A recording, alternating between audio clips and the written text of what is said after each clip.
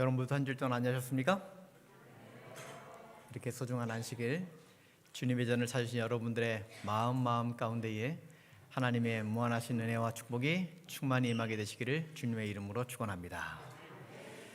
오늘 저는 바라봄으로 성장합니다 라고 하는 제목으로 하나님의 말씀 전해드리도록 하겠습니다. 바라봄으로 성장합니다. 함께 가지신 성경을 펴시고 사무엘하 11장에 있는 말씀을 보도록 하겠습니다. 사무엘하 11장 1절부터 5절에 있는 말씀 봉독해 드리겠습니다. 사무엘하 11장 1절. 그 해가 들어와 왕들이 출전할 때가 되매 다윗이 요압과 그에게 있는 그의 부하들과 온 이스라엘 군대를 보내니 그들이 암몬 자손은 멸하고 랍바를 에워쌌고 다윗은 예루살렘에 그대로 있더라. 저녁 때 다윗이 그의 침상에서 일어나 왕궁 옥상에서 거닐다가 그곳에서 보니 한 여인이 목욕을 하는데 심히 아름다워 보이는지라. 다윗이 사람을 보내 그 여인을 알아보게 하였더니 그가 아뢰되 그는 엘리암의 딸이요 햇사람 우리아의 아내 밧세바가 아니니까 하니 다윗이 전령을 보내어 그 여자를 자기에게로 데려오게 하고 그 여자가 그 부정함을 깨끗하게 하였으므로 더불어 동침함에 그 여자가 자기 집으로 돌아가니라. 그 여인이 임신함에 사람을 보내 다윗에게 말하여 이르되 내가 임신하였나이다 하니라. 아멘. 우리는 무엇을 바라보면서 살아가고 있습니까? 또 우리는 무엇을 바라보아야 합니까? 해바라기는 해를 바라보면서 그 얼굴을 돌리죠. 요즘 나무들은 푸릇푸릇 하늘을 향해 그 새싹들을 키우며 그 길을 자라가고 있습니다. 어린이들은 꿈을 꾸며 힘차게 자라나고 있죠. 믿음의 백성들은 하나님을 바라보면서 믿음을 키우는 것입니다. 오늘 옆에 있는 분들과 이렇게 인사하시겠습니다. 하나님을 바라보며 살아갑시다.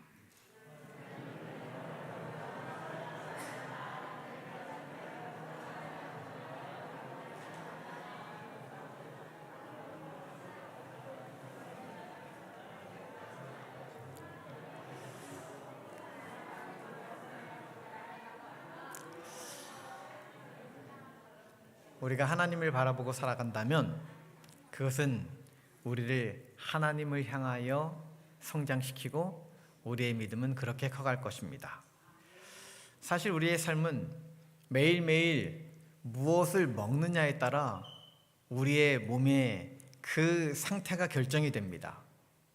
우리가 무엇을 취했느냐에 따라 우리 몸은 그대로 반응하는 것이지요. 좋은 음식을 먹으면 건강하게 살지만 좋지 않은 음식을 먹으면 우리의 몸은 금방 반응이 납니다. 저희 둘째가 초등학교를 다닐 때에 어느 날 갑자기 얼굴에 두드러기가 막 난 거예요.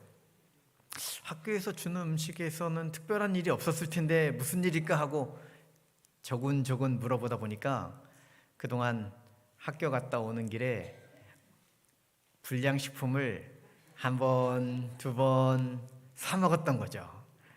용돈이 넉넉하면 비싼 거 좋은 거 사 먹었을는지 모르는데 초등학생이 뭐 용돈이 얼마나 있겠습니까? 그러니까 자기가 그중에 좀 싸구려 뭐 그냥 마음에 드는 거 아무거나 사다 먹다 보니까 얼굴에 금방 두드러기가 나는 겁니다. 좋지 않은 걸 먹으니까 좋지 않은 증상이 나타나는 거죠. 자동차는 관리가 필요합니다. 그래서 좋은 엔진 오일도 써야 되고 좋은 기름도 써야 됩니다. 또 더불어 좋은 환경에서 써야 되죠. 그런데 그 상태를 잘 유지하기 위해서 가장 중요한 거 있습니다. 그것은 좋은 운전 습관입니다. 겉모습은 아무리 좋아도 속에 들어있는 게 시원찮으면 그 차는 오랫동안 좋은 상태를 유지할 수가 없습니다. 그 사람의 겉모습보다 중요한 것이 있습니다. 그것은 그 사람의 속에 무엇이 있느냐 하는 것이죠. 내 삶에 무엇을 성장시켜야지 되는지, 그리고 내가 무엇을 향하여 살아가고 있는지는 내 속에 무엇을 갖고 있느냐가 결정한다고 하는 것입니다. 문서성교봉서 262쪽은 이런 말씀을 하죠. 겉으로 드러나는 행동은 속에 품고 있는 원칙의 정확한 사본이다. 속에 들어가 있는 게 겉으로 나오는 거죠.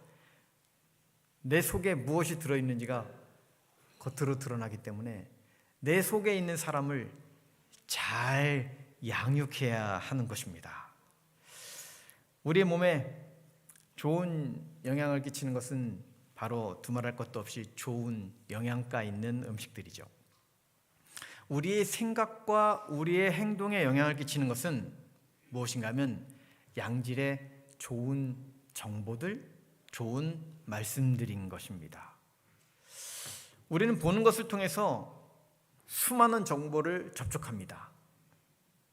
TV나 인터넷이나 혹은 스마트폰에 있는 유튜브나 인스타그램이나 친구들의 사진을 통해서 우리는 매일매일 얼마나 많은 정보들을 접하고 있는지 모릅니다.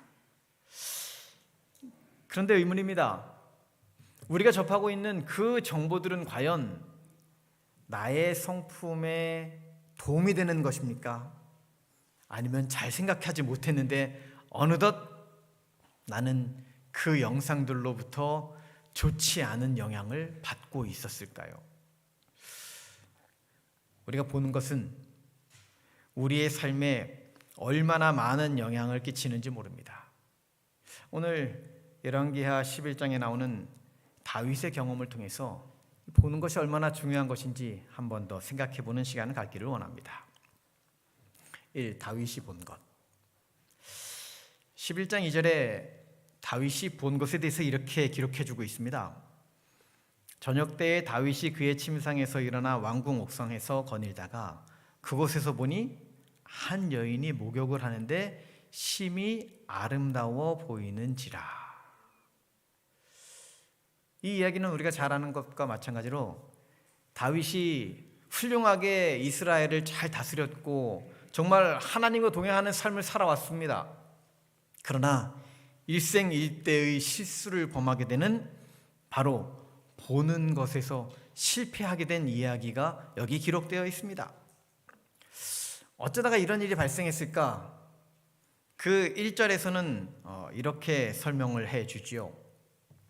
그 해가 돌아와 왕들이 출전할 때가 되매 다윗이 요압과 그에게 있는 그의 부하들과 온 이스라엘 군대를 보내니 그들이 암몬 자손을 멸하고 랍바를 에워쌌고 다윗은 예루살렘에 그대로 있더라. 11장 1절에 이야기하기를 때가 됐다고 이야기를 하는 것입니다. 무슨 때가요? 왕들이 출전할 때가 되었다라고 하는 것입니다. 아수르의 연대기에 의하면 겨울 동안에는 추위도 있고 또 우기이기도 하고 하다 보니까 이 말이나 수레나 마차 같은 것들이 잘 운행하기가 쉽지 않기 때문에 거의 이 기간에는 서로 출전을 하지 않아서 전쟁이 없었던 것이죠. 그러나 이제 그 기간이 싹 지나고 나면 이제 출정할 때가 되었는데, 그런데 왜 다윗은 그냥 예루살렘에 있었을까요? 부자선지자 718쪽은 이런 설명을 해줍니다. 암몬 사람과의 전쟁을 종결짓기 전에 다윗은 군대의 지휘권을 요압에게 맡기고 예루살렘에 돌아왔다. 아람 사람들은 이미 이스라엘에게 항복했고 암몬 사람을 완전히 정복하는 일도 분명한 것처럼 보였다. 전쟁이 어떻게 보여요? 거의 승리한 것처럼 보이는 것입니다. 이제 이 정도면 그냥 군대 장관 요압에게 맡기고 나는 다른 볼일을 보아도 되겠다라고 생각하고, 그리고 그는 안일한 마음을 갖게 되었던 것입니다. 마치 이스라엘이 견고한 성 여리고성을 무너뜨린 후에 승리를 기뻐했지만 안일한 마음을 가지고 바로 그 옆에 있는 아주 작은 성 아이성 전투에서 패배하고 만 그런 모습과 비슷한 것입니다. 다윗이 마음에 안일함이 있었습니다. 분명 장수들은 여전히 전쟁터에 있는데 다윗은 편안하게 왕궁에 있었던 거죠. 만일 그날 다윗이 전쟁 중에 있는 그 장수들을 위해서, 군사들을 위해서 간절히 기도하고 있었다면 어땠을까요? 만일 그날 하나님의 말씀을 깊이 묵상하고 있었다면 아마 그러한 끔찍한 일은 벌어지지 않았을 것입니다. 본래 다윗은 아주 명망 있는 선한 왕이었죠. 그래서 사무엘하 8장 15절에 기록하기를 다윗이 온 이스라엘을 다스려 다윗이 모든 백성에게 정의와 공의를 행하였더라. 정의롭고 공의로운 왕, 얼마나 좋은 왕이었습니까? 부자 선지자에서도 그에 대해서 이렇게 설명하죠. 이제까지 통치자로서의 다윗의 기록은 어느 군주도 필적할 수 없을 만큼 훌륭한 것이었다. 그의 성실함은 온 민족의 신뢰와 충성을 얻었다. 참 이보다 더 훌륭한 표현이 어디 있습니까? 왕은 정의와 공의로 백성들을 다스리고 민족은 신뢰와 충성으로 그에게 헌신하는 이런 나라가 바로 이스라엘이었던 것이지요. 그런데 다윗은 그만 보는 데서 실패하고 말았습니다. 2절에서 이야기하는 것처럼 옥상에서 거닐다가 그곳에서 한 여인이 목욕하는데 심히 아름다워 보였던 것입니다. 실제로 아름다웠는지 다윗의 눈에 아름답게 보였는지 참 의문입니다. 아름다워 보였습니다. 사실 한번 생각해 보십시오. 남자들이 다 전쟁하러 나갔어요. 그러니까 그 저녁에 혼자 있는 여인들이 한둘이었겠습니까? 그런데 그 여인들이 다 어떤 마음으로 있었을까요? 생각해 보면 아마 간절한 마음으로 이 전장에 나간 남편들이 건강하게 잘 돌아오기를 기도하고 있었을 것입니다. 뿐만 아니라 많은 사람들은 다윗 왕을 위하여도 기도하고 있었을지도 모릅니다. 필시 그랬을 것입니다. 그런데 다윗의 시선은 나라의 안위를 위하여 또 나가서 싸우고 있는 군사들을 위하여 집중하지 못했고 그는 그저 한 명의 아름다운 여인의 목욕하는 모습에 집중하고 있었던 것입니다. 채널 고정. 우리를 유혹하는 말이죠. 잠시 후 돌아오겠습니다. 그러나 다윗은 그곳에서 채널을 변경했어야 되는 시간이었습니다. 채널을 바꿨어야 했는데 그 채널에 그만 시선을 고정시키고 있었던 거죠. 그 결과로 그가 하지 않았어야 하는 일을 하게 되는 것입니다. 한 여인에게 매료되었습니다. 눈에 콩깍지가 씌고 나니까 판단이 흐려지는 거죠. 주변에 아무것도 보이지 않는 것입니다. 이성을 잃어버린 것이죠. 그 여인을 불러다가 간음죄를 저지르게 됩니다. 또 그것을 감추기 위해서 그의 남편 우리아를 죽게 만들어 버렸습니다. 결국 작전대로 과부가 된 밧세바를 데려다가 아내를 삼고 맙니다. 어찌 이스라엘에 이런 끔찍한 일이 벌어질 수 있습니까? 어떻게 다윗에게 이런 일이 있을 수가 있습니까? 정말 가슴 아픈 일입니다. 그는 그래서는 안 되는 것이었습니다. 하지만 아무도 임금에게 그 잘못된 것에 대해서 말하지 못하는 것이죠. 당시의 임금은 절대 권력자입니다. 전제 군주입니다. 그런 왕에게 왕이여 잘못했습니다라고 하는 말을 한다는 얘기는 목숨을 걸어야 할 수 있는 일입니다. 아무도 하지 못하고 있을 때 하나님은 선지자를 보내어 그에게 징책합니다. 사무엘하 12장 7절 나단이 다윗에게 이르되 당신이 그 사람이라. 당신이 그 죄인이라. 당신이 그 악한 자라.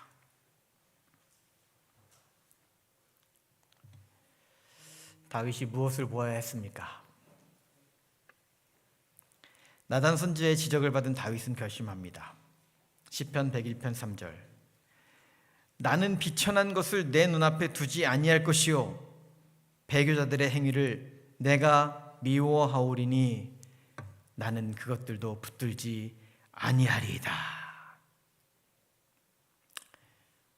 안타깝게도 조금 늦었습니다. 하지만 다윗은 그 죄를 깨닫는 순간 자기가 회개해야 한다는 사실을 알고 있는 사람이었습니다. 다시는 그렇게 살지 않기로 결심하였던 것입니다. 다윗은 무릎을 꿇고 뜨겁게 회개하였습니다.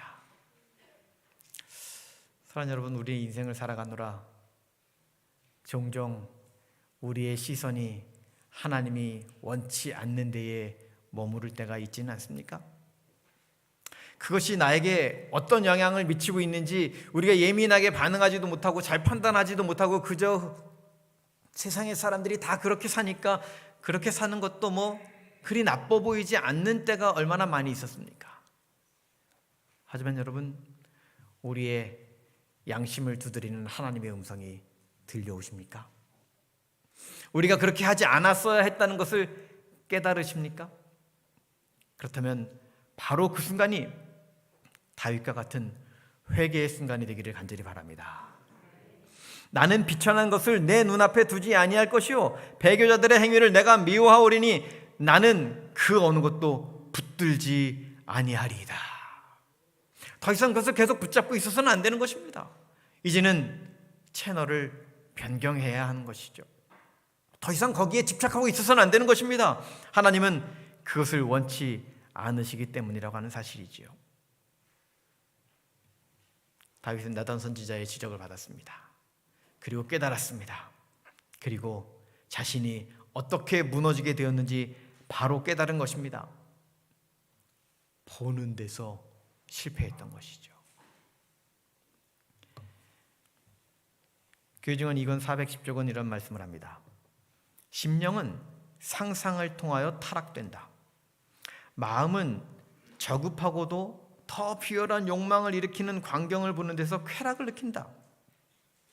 부정한 상상을 통하여 보이는 천한 형상들은 도덕을 타락시키고 음탕한 욕망의 고삐가 풀린 미혹되고 들뜬 존재들을 만든다.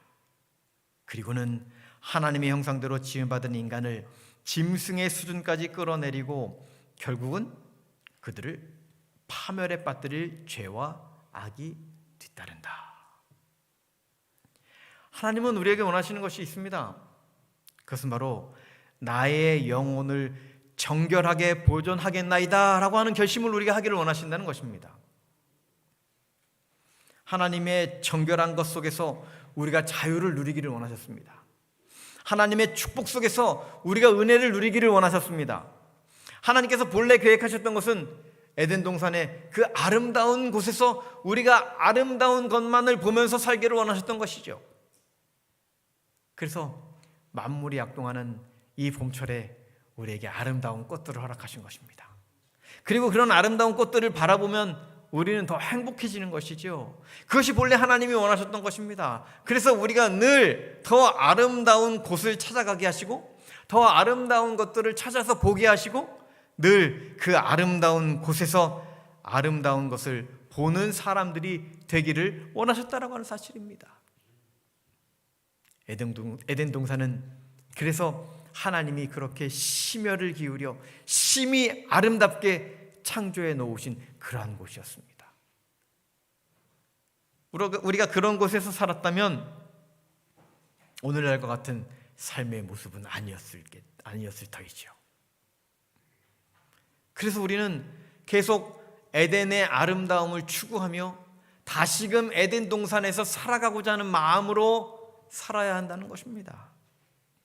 우리가 그렇게 노력하지 않으면 우리는 세상에 사는 사람들처럼 똑같이 세상의 것을 바라보면서 세상의 영향을 받으면서 살기 때문에 그런 것이죠. 지난 1999년 4월 20일에 미국의 콜럼바인 고등학교에서 총기 난사 사건이 있었습니다. 아마 오늘날은 하도 뉴스에 미국에서 총기 사고가 많이 나는 얘기를 우리가 하도 많이 듣기 때문에 흔한 일처럼 보이지만 99년에 이런 일이 발생했을 때는 세계적으로 깜짝 놀란 그런 사건이었습니다. 고등학생인 에릭과 딜란이 총기를 난사하였습니다. 그래서 학생 12명, 교사 1명이 사망했죠. 미국 사회가 충격에 빠졌습니다. 그래서 타임지에서 이렇게 이 문제에 대해서 다루면서 이런 질문을 던지는 것입니다. What made them do it? 무엇이 그들을 이렇게 행동하게 만들었는가?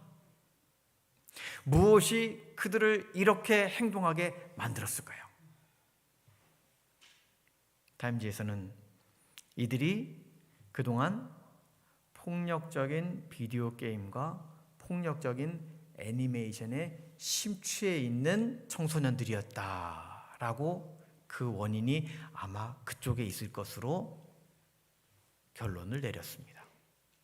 그런데 아니나 다를까 2013년 1월에 가족 5명을 살해한 15세 청소년 그레고리가 있었습니다. 그는 경찰 조사에서 이렇게 이야기하는 것입니다. 나는 매일 죽이니까 문제가 아닙니다. 게임을 통해서 매일 죽이던 일들을 실제에서도 그렇게 한 것뿐입니다. 실제와 가상의 세계를 구분하지 못하는 것이죠. 매일의 삶 가운데서 내가 무엇을 보고 무엇을 생각하고 살아가는지가 정말 중요한 것이라고 하는 사실을 깨닫게 만들어주는 것입니다. 우리가 정말 무엇에 집중하고 살아야 하는지 우리에게 심각하게 고민해 봐야 하는 것이지요. 잠언 15장 14절은 명철한 자의 마음은 지식을 요구하고 미련한 자의 입은 미련한 것을 즐기느니라 라고 이야기합니다. 어떤 사람은 계속해서 자기가 추구하고 있는 것을 긍정적인 것을 추구하는가 하면 어떤 사람은 계속해서 자기가 추구하는 것들마다 좋지 않은 것을 추구하면서 살아가는 사람들의 삶의 모습일 것입니다. 어쩌면 자기가 그것을 원해서 추구했는데 나중에는 그 추구하던 것을 멈추지도 못하고 그저 자신의 인생을 그렇게 살아가고 있는 존재가 되어버려 있는 사람들도 많이 있는 것이죠. 우리는 항상 그렇습니다. 내가 무엇을 취했는지에 따라 그것이 그 결과로 나타나게 되는 거죠. 여러분 두리안이라고 하는 과일을 아시죠? 두리안이라고 하는 과일에 대한 반응은 아주 매우 극단적입니다. 좋아하는 사람은 이게 세계에서 제일 맛있는 과일이다라고 이야기를 합니다. 싫어하는 사람은 아유 그런 끔찍한 과일이 있냐고 이야기를 합니다. 그래서 두리안을 먹고 나면 두리안을 먹은 티가 납니다. 이게 약간의 가스가 있어서 그런지 잠시 후 트림이 나오는 거죠. 그러면 좋아하는 사람은 자기가 트림하고서도 두리안 향기를 또 즐깁니다. 근데 옆에 있는 사람은 그것 때문에 더 괴롭습니다.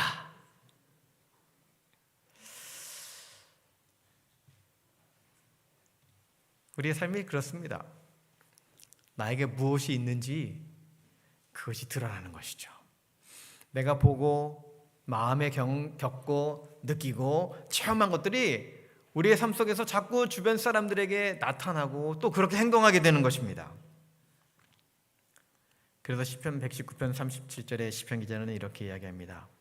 내 눈을 돌이켜 허탄한 것을 보지 말게 하시고 주의 길에서 나를 살아나게 하소서. 우리가 무엇을 보는지는 우리의 삶의 방향을 결정하는 것입니다. 우리가 무엇을 보는지는 우리가 무엇에 관심이 있는지를 드러나게 하는 이야기라고 하는 것입니다. 견물생심이라고 하는 말을 하죠.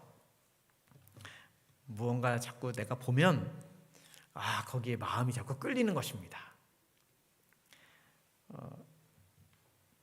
저희 둘째 얘기를 또 하게 되네요. 이 자리에 없으니까 다행입니다.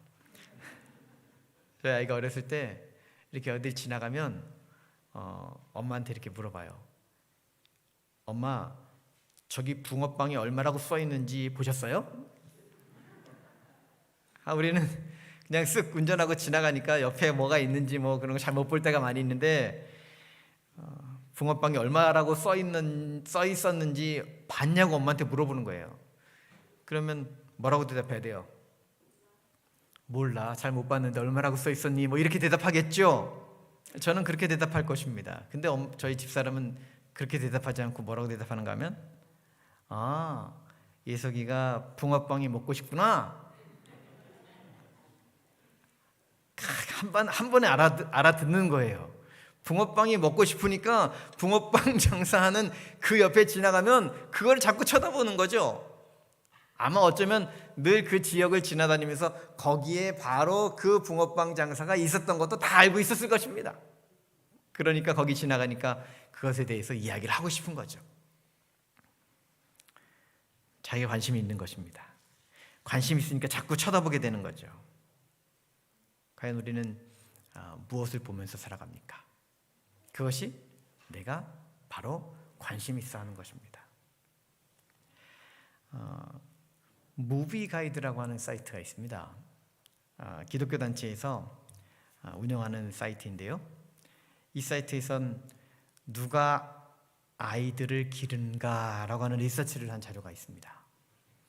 미국에서 청소년이 17살 되기까지의 보내는 시간을 기준으로 청소년들에게 가장 큰 영향을 끼치는 것이 누구인가라고 하는 것을 조사했어요. 그래서 1위부터 4위까지를 발표를 했는데 4위가 보니까 교회예요. 다행이죠. 17살 될 때까지 800여 시간을 교회에서 보낸답니다. 주로 따지니까 1시간이에요. 예배 1시간 참여하는 것이 감사한 일이죠. 3위는 보니까 부모예요. 부모랑 보내는 시간이 2000시간. 확실히 늘어났습니다. 일주일로 따지니까 2시간 30분 정도 자녀와 의미 있는 시간을 보낸다라고 하는 것이죠. 그러니까 보니까 자녀들에게 영향을 끼치는 것은 교회보다는 훨씬 부모가 더 많은 영향을 끼친다는 것입니다. 신앙교육도 결국은 부모의 영향을 받는 것이죠. 2위는 학교입니다. 11,000시간. 일주일에 14시간이란 말인데 아마도 영학기부터 이렇게 다 17살 때까지를 따지니까 아마 이렇게 평균으로 이렇게 시간이 나온 것 같습니다. 물론 청소년기는 더 많은 시간을 학교에서 보내겠죠. 그러니까 학교는 부모와 교회를 합친 것보다 더 큰 영향을 미친다라고 하는 것입니다. 그래서 학교에서 학생들이 무엇을 배우는지에 따라서 그 학생들의 사고가 그렇게 발전을 하게 되지요. 그러면 자녀들에게 가장 큰 영향을 미치는 1위는 무엇일까요? 두말할 것도 없이 미디어입니다. 63,000시간, 주당 80시간. TV, 영화, 게임, 유튜브, 인스타그램, 틱톡 이런 것들로 얼마나 많은 시간을 아이들이 보내는지에 대한 이야기인 것이죠. 그러니까 우리가 아무리 노력을 많이 해도 그 부모도 교회도 학교도 아이들에게 많은 좋은 교육을 시키고 싶고 그들을 잘 양육하고 싶어도 이 아이들이 가장 많은 영향을 받는 것은 바로 미디어인 것입니다. 거기서 많은 교육을 받게 된다라고 하는 것이죠. 그렇다면 정말 하나님이 원하시는 것은 무엇일까요? 시편 1편 1절과 2절. 복 있는 사람은 악인들의 꾀를 따르지 아니하며 죄인들의 길에 서지 아니하며 오만한 자들의 자리에 앉지 아니하고 오직 여호와의 율법을 즐거워하여 그 율법을 주야로 묵상하는도다. 하나님의 백성은 악인의 꾀를 따르지 않는 것입니다. 죄인의 길에 서지 않는 것입니다. 오만한 자의 자리에 앉지 않는 것이지요. 그러려면 우리의 삶이 어떠해야 합니까? 우리의 관심사를 어디에 두어야 하는지 우리의 결심이 필요한 것입니다. 우리의 생각과 우리의 마음을 과연 어디에 두어야 하는지 우리가 결심해야 하는 것이죠. 우리가 보는 것이 과연 가장 많은 시간 우리가 보는 것은 과연 무엇인지 우리가 깊이 고민해 보아야 한다는 것입니다.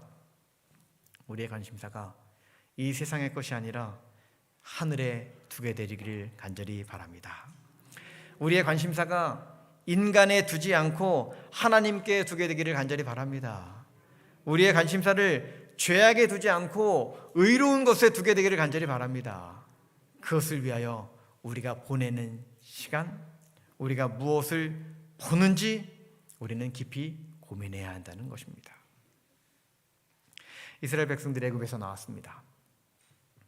그리고 그들이 위기에 닥치게 됩니다. 그것은 바로 앞에는 홍해 바다가 그들의 앞길을 막고 뒤에는 누가 쫓아오고? 애굽의 군사들이 쫓아오고 있었습니다. 앞을 보아도 뒤를 보아도 진퇴양난, 앞으로 갈 수도 없고 뒤로 갈 수도 없고 그들은 그만 가장 큰 위기에 봉착하게 되었습니다. 그때 하나님께서는 모세에게 이렇게 지시하시는 것이요. 출애굽기 14장 13절. 모세가 백성에게 이르되 너희는 두려워하지 말고 가만히 서서 여호와께서 오늘 너희를 위하여 행하시는 구원을 보라. 너희가 오늘 본 애굽 사람을 영원히 다시 보지 아니하리라. 아멘. 그들은 애굽 군사들을 보고 두려워하고 있었습니다. 그들은 홍해바다의 그 넘실대는 물결을 보면서 두려워하고 있었습니다. 그러나 하나님께서는 그것을 보고 있지 말라고 말씀하시는 거죠. 무엇을 보라고요? 여호와께서 오늘 너희를 위하여 행하시는 구원을 보라. 하나님께서 우리에게 베푸시는 놀라운 구원의 역사를 바라보게 되시는 저와 여러분이 되기를 간절히 바랍니다.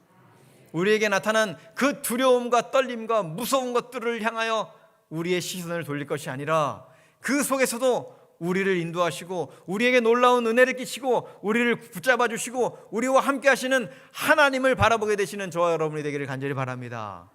그럴 때 우리는 이스라엘이 홍해를 건너 가나안에 당도하게 되는 그 놀라운 경험을 하게 되었던 것처럼 우리의 삶도 이 땅에서의 모든 고난을 헤쳐나가 저 아름다운 하늘 본향에 이르게 될 것이기 때문인 것입니다.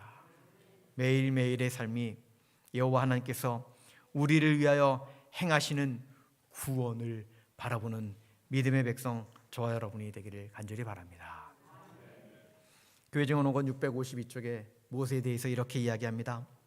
모세는 단순히 하나님에 대해서 생각하지 않고 그분을 보았다. 하나님은 그 앞에 끊임없이 보였다.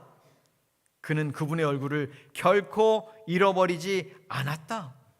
이 믿음은 모세에게 있어서 하나의 추측이 아니었다.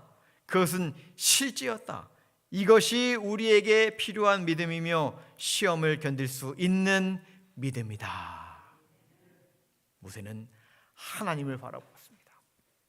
어떤 위기의 순간이 오더라도 그는 하나님의 얼굴을 놓치지 않았습니다.